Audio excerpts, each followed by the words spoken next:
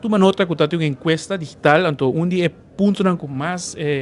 essa encuesta está presente em sala inversionista, representante de diferentes companhias, não está entre outros, lo qual está é workforce, pero também permit. E esse é algo como uma ponta também de parte do setor econômico, entre outros, pessoas que comerciante aqui, a inversionista que também foi que tem hobby red tape. Então, compreendemos neste trabalhando riba lo qual red carpet treatment com essa que lo mostra e naturalmente para também mitigar a preocupação que agora expressada em encuesta aqui. Não, nós vamos já desde outubro de 2022, nós a maneira de vir nós a cambio nos vestigingsbeleid e nós sabemos que a inversão que tem área de nos interesses, é uma que ajuda nós com a revitalização de Oranjestad com São Nicolás e que ajuda nós para realizar a energy transition, ajuda nós com a agricultura comercial,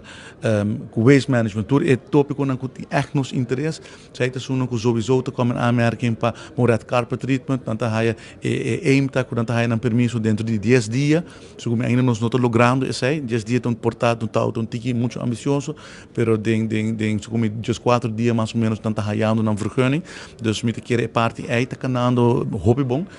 pero met auto interferir que red carpet treatment, mas tanto que nós damos a guia, a guidance, percurar para a introdução na, por exemplo, na banqueiro, na abogado, na accountants, na partners, na departamento na governo, ajuda nan para não por sacar na projeto não para adiante, para sobre o que nós não por pretender de buscar inversionista, então hora não chega ruba, tu reporta não tá ser para não e te vira quase impossível. Dus nós ministério se nós quer